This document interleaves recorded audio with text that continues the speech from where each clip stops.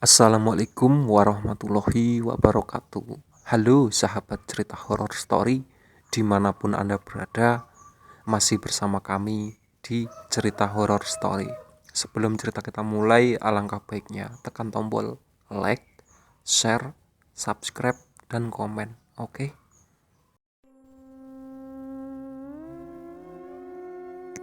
Sedang Jody dengan alis yang tertaut dan kening yang mengernyit mencoba mengingat ucapan pocong malam itu. Bapak, ada yang mau Jody bicarakan. Sudiro menatap anaknya lamat-lamat, sedang Jody raut wajahnya berubah tegang. Ada apa? Bapak, siapa sebenarnya orang yang berada di foto tadi dan apa hubungannya dengannya Bapak? Cecer Jody yang membuat Sudiro membulatkan matanya. Maksudmu, orang yang di rumah tadi? Timpal ibunya tak kalah heran. Jody mengangguk dan mengalihkan pandangan pada sang ibu. Wanita berhijab panjang itu menghela nafas dan menatap suaminya. Bapak saja yang jelaskan, pinta istrinya. Pandangan Jody pun beralih pada bapaknya yang memandang ragu. Bapak nggak ada urusan kok sama keluarga itu. Bohong Sudiro. Tapi Pak, kalau memang nggak ada urusan, kenapa sampai jadi tersangka Pak? Ucap istrinya. Seketika Sudiro menjadi kiku dan terlihat salah tingkah. Itu kan pinter-pinternya orang kampung aja Bu. Yang namanya fitnah, untung aja kan semua terungkap dan tuntutan dicabut. Itu berarti Bapak nggak bersalah Bu. Sebisa mungkin Sudiro berkelit membela diri. Meski hati kecilnya tentu saja berontak dan mengakui jiwa dirinya provokator terbunuhnya Mulyono malam itu. Dialah yang mencari massa dan menyulut amarah mereka hingga tragedi itu terjadi. Jody mendesah lega. Ia mengelus dadanya yang sejak tadi berdebar kencang. Syukurlah Pak, jika begitu berarti malam itu memang iblis yang ingin mengganggu dirimu. Tak ada sangkut pautnya sama Bapak. Memang kenapa? Udah bagus. Ibu merasa ada yang lain dengan ucapanmu. Ibunya Jody menatap anaknya dengan penuh arti. Jody menelan ludah, raut wajahnya berubah tegang mengingat kejadian mengerikan yang ia alami tadi malam. Namun saat mulutnya baru saja terbuka, ia teringat kebaikan ibu dan anak yang menolongnya tadi malam. Juga memikirkan nasib bapaknya. Jika ia jujur, bapaknya pasti kepikiran. Gak apa-apa Bu, mungkin cuma mimpi, saut Jody sembari memalingkan wajahnya. Sudahlah, jangan dilanjutkan. Sekarang berdoa saja, semoga anak kita tak kenapa-napa, potong Sudiro yang diangguki anak dan istrinya. Gubuk Mbah Tiran mendadak ramai. Warga kampung berduyun-duyun mendatangi untuk minta bantuan terkait sering munculnya pocong yang semakin sering terjadi di akhir-akhir ini. Mbah Tiran yang dikenal mumpuni dan sakti menjadi solusi terakhir karena di daerah mereka masih kental dengan hal klinik. Ustadz bagi mereka hanyalah orang-orang sok pintar yang hanya mengajak mereka beribadah, meski tak semua orang berpikiran sama, tapi sebagian besar punya pedoman yang sama. Bahkan sebagian warga masih melarung sesajen ke sungai dan tak jarang mengirim sesajen ke gunung di dekat kampung. Sesajen yang rata-rata berisi pisang raja, bunga 7 rupa, segelas kopi pahit, segelas teh, ayam melingkung, dan juga menyan. Rumah yang lebih pantas disebut gubuk itu karena sangat sederhana dan penuh dengan sawang, serta sebagian papan yang sudah keropos dimakan rayap itu terkesan angker. Beberapa orang ragu, tapi memilih untuk tetap maju. Mereka lebih ngeri bertemu dengan sosok pocong daripada masuk ke kediaman Mbah Tiran. Begitupun Farhan, salah satu tersangka yang mengaku bertemu dengan sosok pocong saat baru pulang dari rumah mertuanya. Beruntung saat itu ia bersama keluarganya menggunakan mobil dan sosok pocong itu hanya sekilas ia lihat. Namun uang yang ia simpan di lemari mendadak hilang. Farhan harus merelakan uang sebesar puluhan juta hingga dalam sekejap. Ia kesal karena tak ada satupun petunjuk pencuri menyerambangi rumahnya, karena keadaan rumah rapi dan tak ada kerusakan sama sekali. Rasa penasaran pada si pencuri uangnya dan rasa takutnya pada sosok pocong itu yang membawanya datang ke kediaman lelaki tua berjanggut putih itu. Hawa hanyut dan debu seketika menyergap saat tiba giliran Farhan memasuki rumah tua itu. Cat hitam mendominasi kain hitam dan merah bersilang menghiasi dinding di balik tubuh tua nan ringkih.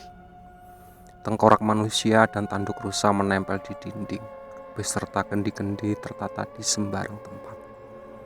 Asap dupa mengudara membuat nafas Farhan sesak dan terbatuk saat menghirupnya. Farhan terhenyak saat lelaki tua itu terucap dengan nada membentak seolah kesal padanya.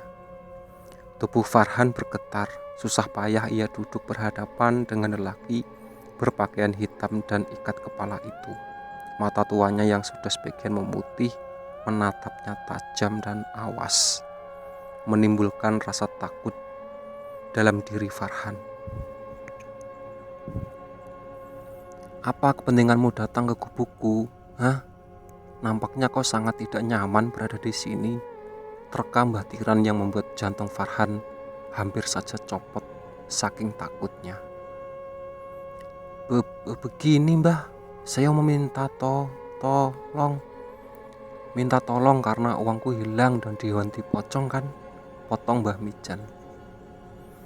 Farhan melotot, tak percaya tebakan Mbah Tiran benar adanya.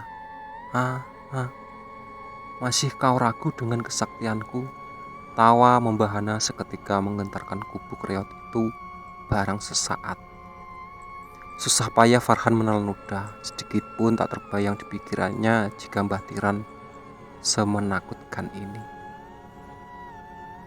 Bukan hanya tatapannya, tawanya yang membahana sangat tidak sesuai dengan keriput dan tubuhnya yang kurus, tulang berbalur kulit yang menggelambir. Bagaimana? Kau mau lanjut atau sampai di sini saja? Wajahmu semakin pucat pasi. Farhat terjingkat. Ia tak ingin mundur, sudah kepala tanggung. Ya mbah, saya mau lanjut, jawabnya pasti. Apa kau siap menjalankan ritual bersama dengan beberapa orang yang datang sebelummu? Ritual ini bukan hanya membuat bertemu muka, tapi kau benar-benar akan berinteraksi dengannya. Dengan siapa, mbah? Mbah Tiran melotot dan giginya menggeremuk marah. Ya, dengan si pocong goblok. Lagi-lagi ucapan Mbah Tiran bagai pukulan keras bagi Farhan.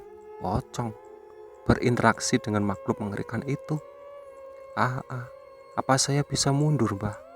Dengan suara gemetar Farhan memohon pada Mbah Tiran. Ia merasa tak sanggup jika harus bertemu muka dengan makhluk yang sangat ia takuti itu.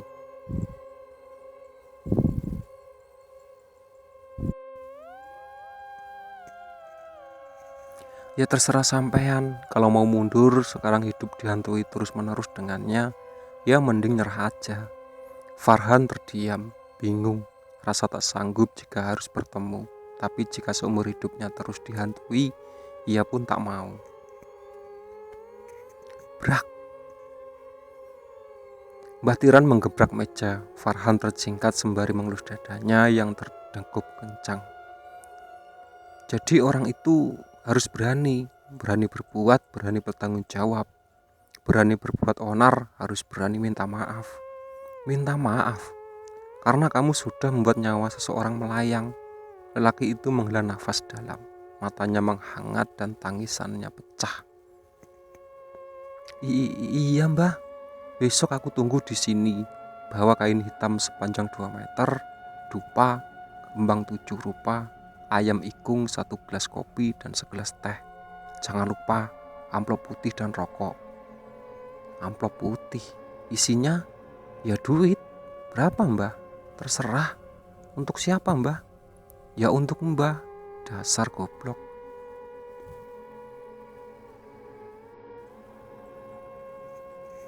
Farhan mengangguk-anggut. Ia menggaruk rambutnya yang tidak gatal. Malu karena rasa takutnya otaknya jadi lemot. Ya itu saja, Mbah Tiran butuh uang, capek. Ia merutuki kebodohannya bertanya tentang hal yang sudah lumrah. Baik mbah, kalau begitu saya pamit, ucap Farhan takut-takut. Yo, jangan lupa besok datang bawa sajen. Mbah tunggu jam 5 sore. Kita kumpul di sini sebelum ke kuburan. Kali ini Mbah Tiran tampak lebih ramah. Namun tidak bagi Farhan, sifatnya penakut kembali membuatnya ragu. Ia berdiri dengan kaki gemetaran. Kuburan. Farhan hilir mudik di rumahnya. Pikirannya semrawut memikirkan nasibnya nanti malam yang harus minta maaf langsung dengan arwah Mulyono yang berbentuk pocong. Jangankan berada di tempat, membayangkan saja membuat tubuhku menggigil karena takut. Mas, sajen yang diminta mbah sudah adik siapin ya. Mas nanti tinggal bawa, ucap Dini istrinya saat melihat suaminya yang tampak bingung dan gusar. Dek, mas takut, ucap Farhan memelas. Dini memperhatikan suaminya dengan seksama. Ia lalu mendekat dan menepuk pundak suaminya pelan. Cuma sehari ini aja mas. Ingat, kata mbah, besok kita gak bakalan lagi ditemuin almarhum lagi. Dini berusaha meyakinkan suaminya. Keberanian itu terbit begitu saja dalam diri Farhan. Kan mas gak sendiri, ada beberapa orang, kata mas juga ikut. Jadi mas gak perlu takut.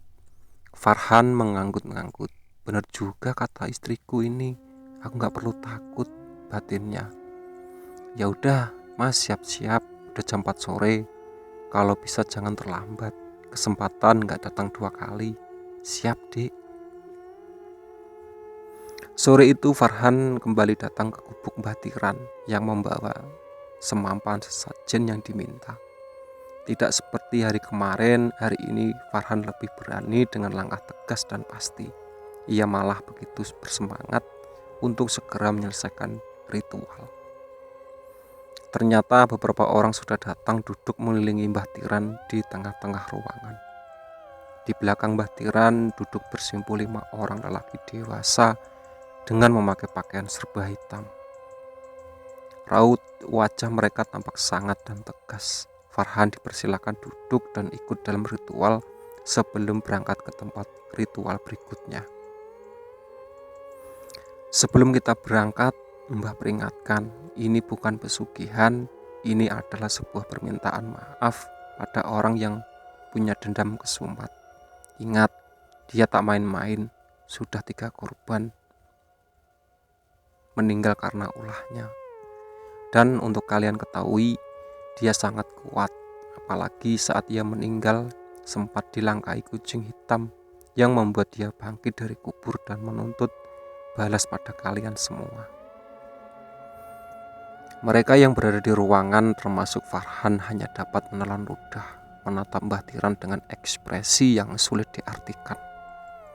Tenang, dia tak akan berbuat macam-macam. Kelima muridku akan menemani kalian. Jika kalian pingsan, akan langsung ditolong. Yang penting hanya ucapan minta maaf dan semua urusan kalian tuntas, jelasnya.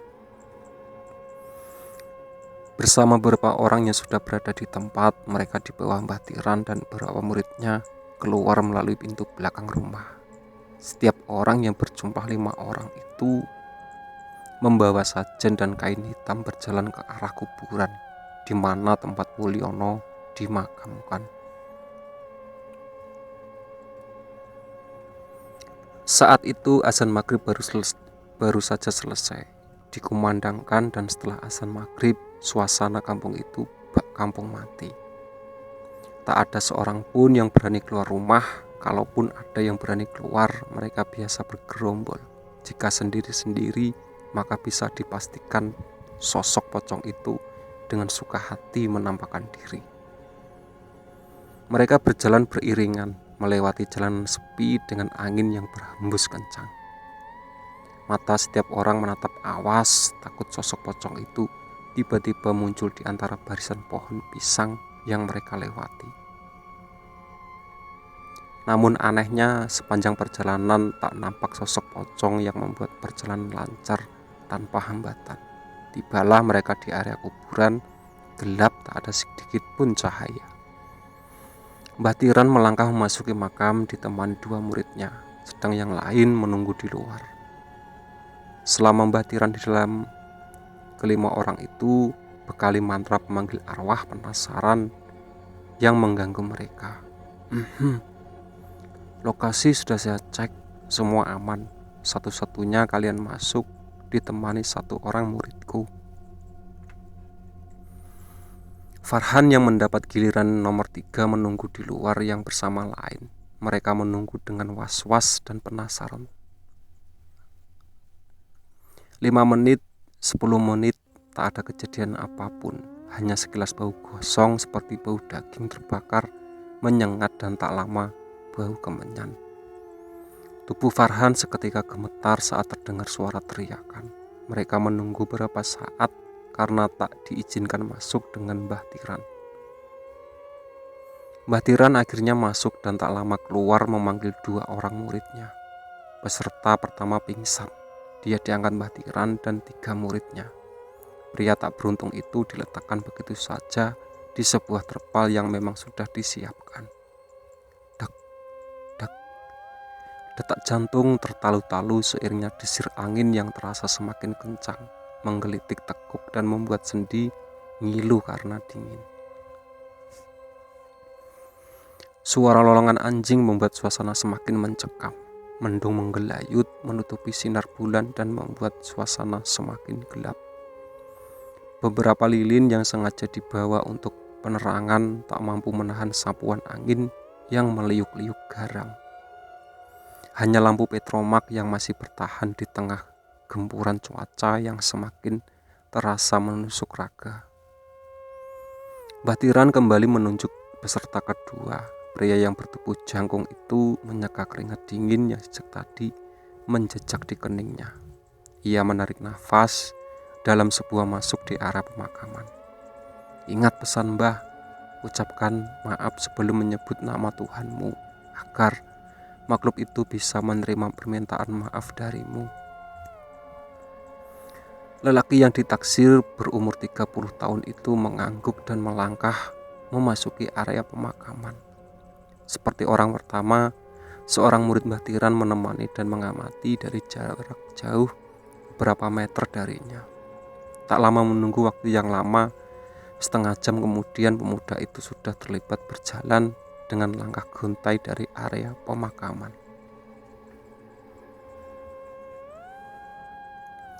Ditopang murid Mbah Tiran, ia melangkah perlahan dengan ekspresi takut dan gigi gemerutuk.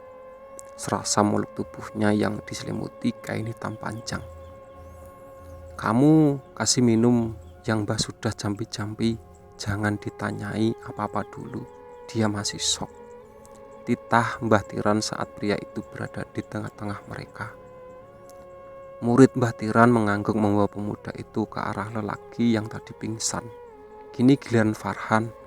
Melihat orang yang sudah tumbang, ia semakin takut dan berupaya lari, tapi tangan Mbah Rijan menghalanginya. Wes kadung mual, muntah sekalian, tidak ada lagi alasan untuk mundur. Dan ini kesempatan terakhirmu. Kalau kau mau bebas dari pocong itu, ceracau Mbah. Farhan menengguk ludahnya yang terasa pahit dan menyakiti tenggorokannya. Dengan langkah berat, ia memasuki pagar pembatas pemakaman dan jalan. Tiba-tiba,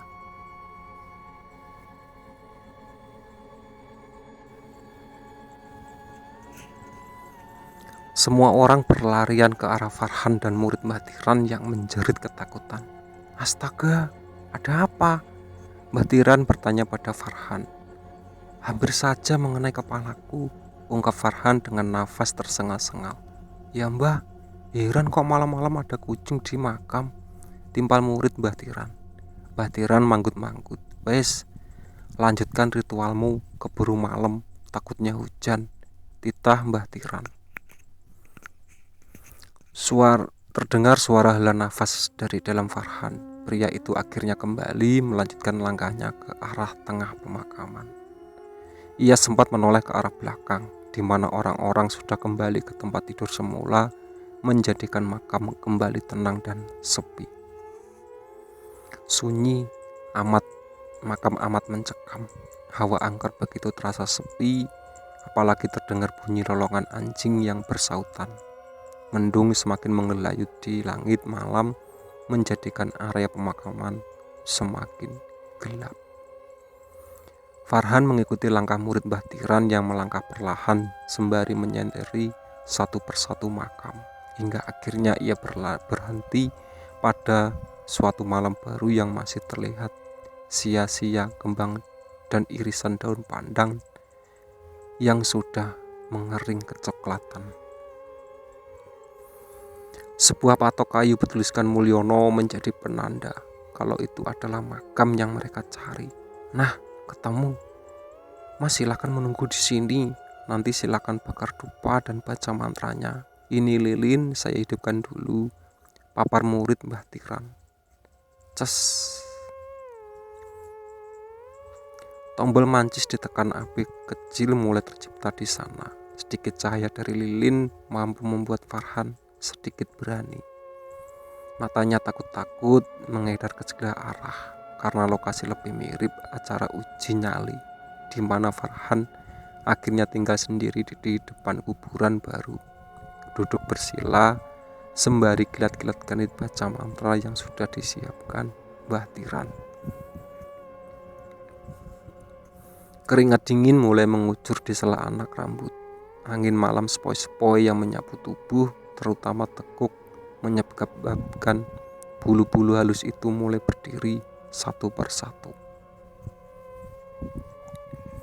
Farhan menarik kain hitam itu lebih rapat untuk melindungi tubuhnya dari dingin yang menusuk hingga ke tulang. Sunyi senyap. Untuk beberapa saat suara lolongan itu tidak terdengar lagi. Yang terdengar kini suara gemersik dedaunan dari pohon beringin yang jaraknya hanya beberapa meter di depannya. Tenggorokan Farhan terasa kering. Ia lalu meraih botol aqua berukuran kecil yang memang sengaja ia bawa untuk pereda hausnya. Baru saja ia membuka botol, tiba-tiba ia merasakan hawa hanyep dan bau bangkai menguar amat menyengat. Udara mengelilingi berubah menjadi lebih dingin dan tanah yang ia duduki berubah jadi sedingin batu. Tubuh Farhan menggigil. Ia menarik kedua kakinya dan menekuknya untuk menghindari rasa dingin saat bersentuhan dengan tanah. Air yang berada dalam botol bergerak karena guncangan dari tangan Farhan. Lelaki 30 tahunan itu menatap nanar ke arah pohon beringin yang tak jauh dari tempat ia duduk. Jelas ia merasa sesuatu turun dari atas pohon beringin yang melayang perlahan mendekatinya. Sosok terbungkus kain kafan kotor bercampur tanah dan kepala yang terikat dengan wajah yang amat mengerikan. Bau bangkai dan bau gosong yang menyatu membuat Farhan menutup mulut dan hidung dengan tangan sebelah kanan. Tubuhnya kembali bergetar hebat saat sosok itu berdiri dan jarak hanya 2 meter darinya. Farhan mendongak. Makhluk itu hanya diam tanpa melakukan perlawanan. Susah payah Farhan membuka mulutnya. Matanya tak lepas dari wajah menyeramkan pocong yang sebagian gosong yang dipenuhi belatung. Salah satu matanya bolong hingga belatung berkelumunan di situ, dan mata satunya lagi tergantung dengan arah yang mencecer, menimbulkan bau anyir dan menyengat.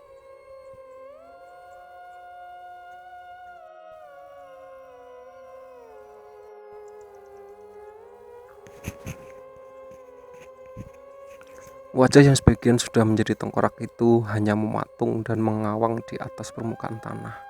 "Memaafkan saya, Pak Mul," Saya mengaku salah, terbata-bata, tapi kata-kata itu akhirnya berhasil ia ucapkan. Blas. Dalam sekejap pocong itu berubah menjadi asap tipis dan hilang tertiup angin. Farhan mengembuskan nafas lega, apalagi saat ia mendengar derap langkah kaki mendekat. Tubuh Farhan dibantu berdiri dengan murid Mbah Tiran. Sesajen mereka letakkan begitu saja dengan tubuh gemetaran karena rasa takut yang masih tersisa. Farhan melangkah di papan murid Mbah Tiran. Terseok-seok dan beberapa kali hampir jatuh, Farhan akhirnya sampai di depan pintu masuk kuburan. Lega, ucapan syukur berulang ia ucapkan. Apalagi saat ia disambut Mbah Tiran dan temannya. Ia lalu duduk dan berkumpul bersama mereka yang juga sudah menemui sosok pocong yang selama ini menghantui hidup mereka. Benar-benar menyeramkan, tapi aku bersyukur bisa minta maaf langsung padanya, ungkap Farhan dengan senyum menghiasi wajahnya. Pria yang diajak bicara mengangguk, setuju. Kamu orang mana? Kenapa kamu ikut ritual ini juga? Tanya Farhan saat memperhatikan dengan seksama sosok yang ia ajak bicara. Saya kesini tanpa sengaja, Mas. Saya sama teman saya yang ini, menunjuk lelaki yang tadi pingsan dan belum siuman, dihantui pocong itu terus. Setiap habis maghrib pasti ada yang ketuk-ketuk pintu. 5 hari berturut-turut di setiap buka gak ada orang. Pada hari kelima pas saya buka tuh pocong udah berdiri pas di hadapan saya sambil bilang gini, minta maaf. Saya shock dan langsung pingsan. Saya teringat tempo hari waktu saya sedang mengajak teman saya ini ke rumah salah satu teman saat melewati jalan pulang. Kami tak sengaja berpapasan dengan banyak orang. Mereka bilang maling, tapi sulut emosi dan ikut menganiaya tersangka itu.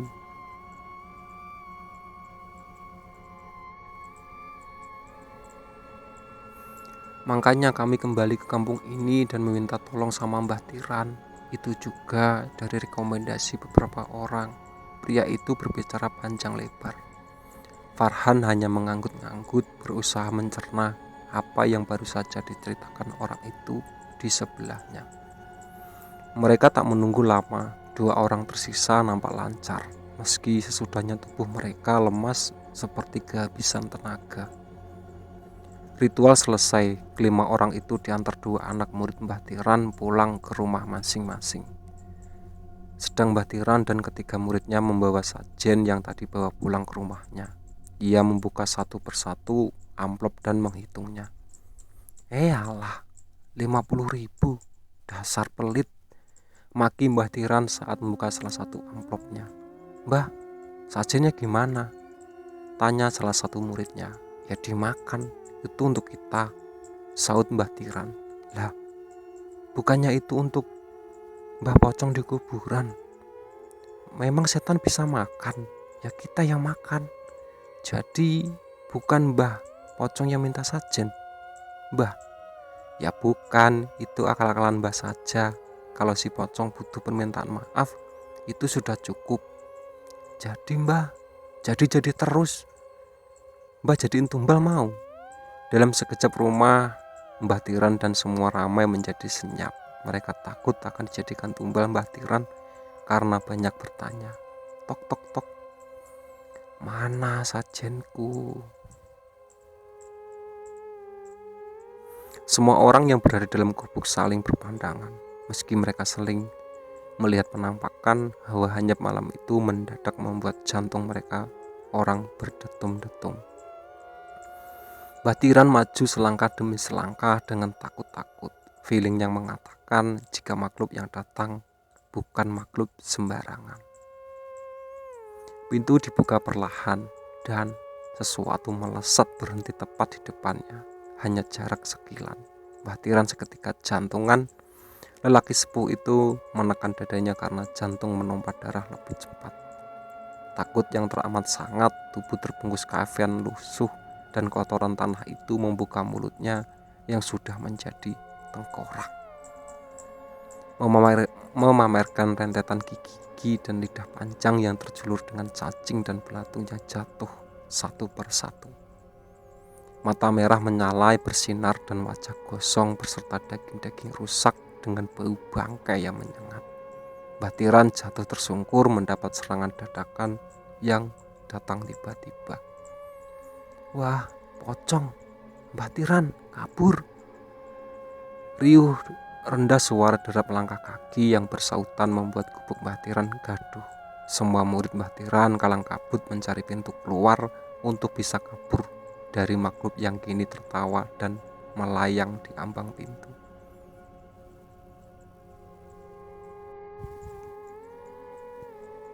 Semua sajen terbang melayang dan terambat jatuh di lantai. 3 orang murid Mbah Tiran berhasil kabur, sedang Mbah Tiran dibiarkan bergeletak begitu saja tanpa ada pertolongan. Rumah Mbah Tiran mendadak sepi bak kuburan dan pocong melesat begitu saja hilang. 2 orang yang ditugaskan mengantar para peserta ritual kini melangkah pulang ke rumah Mbah Tiran. Mereka saling berpandangan saat melihat dari jauh pintu Mbah Tiran terbuka lebar dan suasana sepi sunyi. Aku merasa ada yang tidak beres dengan rumah itu. Apa mungkin terjadi sesuatu Mbah Tiran ya? Ungkap salah satu murid bertubuh tinggi tegap. Jujur, melihat dari jauh sosok pocong itu sangat menakutkan. Aku sampai gemeteran, saut temannya berambut keriting. Ya baru kali ini melihat sosok pocong yang tubuhnya amat tinggi. Ya benar, aku sepertinya tak ingin berurusan lagi dengan dunia gaib. Gak kebayang kalau melihat lebih dekat bagaimana mengerikannya. Ya aku juga, sekarang ayo kita bicara langsung sama Mbah. Kedua orang itu melanjutkan langkah kakinya. Dan saat tiba di rumah, Mbah, mata mereka melotot dan seketika mendekati sosok Mbah Tiran yang kini bergeletak dengan mata yang terbuka. Mbah Tiran meninggal, Gus, seru lelaki yang bernama Joko saat memeriksa denyut nadi Mbah Tiran yang tak lagi berdetak. Belum lagi, Gus menjawab, merasakan tetesan air jatuh di kepala dan punggung tangannya. Ia mengangkat tangannya dan memperhatikan titik air yang berwarna merah mengendusnya dan seketika mual. Apa, Gus? Darah, Cok? Darah? Kok bisa? Perlahan kedua orang itu mendongakkan kepalanya dan lidah mereka seketika keluh, kaki gemetar dan dengan mata melotot tanpa kedipan. Sosok pocong itu menggantung dengan kaki menempel di langit-langit, mata berkilat merah dan darah yang keluar dari lidah yang terjulur panjang. Tubuh itu bergoyang ke kiri dan ke kanan dengan wajah rusak dan daging yang hampir terlepas. Jangan ganggu kami, Om. Kami gak salah. Pinta Gusti hampir menangis. Ia merasakan basah di area selangkangannya. Bau pesing seketika mengeluar. Kepala Joko seketika pusing dan berkunang-kunang. Saking takutnya, ia merasakan asupan oksigen yang semakin menipis dan membuat dadanya sesak. Tiba-tiba pocong itu memutar tubuhnya dan melayang di hadapan Gusti dan Joko. Rasa takut tak terbendung membuat tubuh itu bergoyang. Jangan ambil sajenku. Suara parau membahana. Gusti susah payah berdiri dan menarik tubuhnya temannya, tapi Joko terkapar saking takutnya. Gusti frustasi dan akhirnya menangis sesenggukan. Sedang pocong di antara rasa takut terpojok, Gusti menarik kakinya dan membenamkan wajahnya di kedua pahanya. Maaf, Om, kami gak akan melakukan itu lagi, lirihnya. Sosok pocong itu semakin mendekat. Bau bangkai semakin menyengat ketika jarak mereka hanya tinggal 2 meter saja. Tiba-tiba terdengar suara kokok ayam. Pertama, subuh mulai menjelang. Pocong itu berubah jadi asap dan hilang dalam sekejap. Gusti yang masih menangis belum menyadari kepergian sang pocong. Ia tetap sesenggukan hingga suara azan subuh mengumandang dengan merdunya. Perlahan ia mengangkat wajahnya dan pandangannya mengedar ke sekitar. Alhamdulillah, desisnya sembari mengusap wajahnya dengan kedua telapak tangan saat ia menyadari sosok pocong itu sudah pergi. Tangisan mengharu biru, tapi ia tak beranjak dari tempatnya hingga matahari menyingsing dan sinarnya rata menerangi semua sudut kampung. Hmm, hmm. Terdengar suara lirih dari mulut Joko. Gusti berkisap dan mendekatinya. Joko, kamu sudah sadar? Gusti mengguncang tubuh Joko yang sedang mengucek matanya. Ia mengangguk dan menekan kepalanya saat matanya terbuka. Ngapain kita di sini, Gus? Ujar Joko saat pandangannya mengedar. Kita... Puk! Tak sengaja tangan Joko menyentuh wajah Mbah Tiran yang sudah membeku. Ia terdiam, tapi tangannya terus meraba.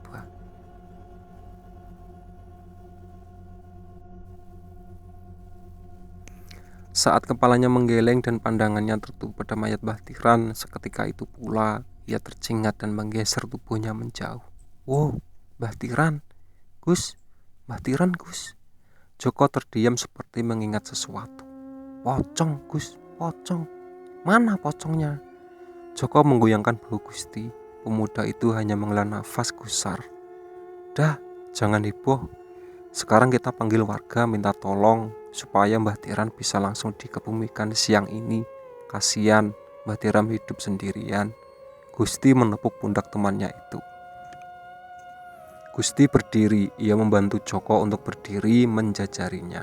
Mereka kemudian keluar dari rumah Mbah Tiran dengan langkah gontai. Saat berada di ujung jalan setapak, mereka bertemu dengan rombongan orang-orang yang hendak ke sawah. Pak, tolong kami, Pak. Gusti memanggil beberapa orang bapak-bapak yang hendak melintas. Bapak-bapak itu berhenti dan memperhatikan Gusti dan Joko dengan seksama. Kalian siapa dan dari mana? Kenapa baju kalian hitam-hitam? Selidik salah satu bapak-bapak. Pria itu seperti menaruh curiga. Kami murid Mbah Tiran, Pak. Tolong Mbah Tiran. Dia meninggal tadi malam. Meninggal? Mbah Tiran yang kata orang dukun sakti itu. Iya, Pak. Ayo Pak Hamdan, kita lihat. Salah seorang dari mereka menyeru. Hamdan yang ada di antara bapak-bapak mengangguk. Ia mengikuti keempat temannya menuju rumah Mbah Tiran. Saat mereka sampai dan melihat kondisi Mbah Tiran yang sudah beku, rasa penasaran kian menghampiri mereka. Kenapa Mbah Tiran di lantai dan matanya melotot? Tanya Hamdan. Mbah, tadi malam sepertinya kena serangan jantung waktu melihat pocong. Pocong?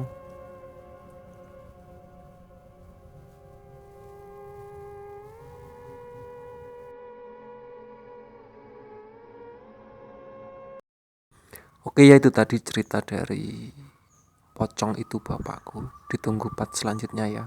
Sebelum cerita kita tutup, alangkah baiknya tekan tombol like, subscribe, dan komen. Oke?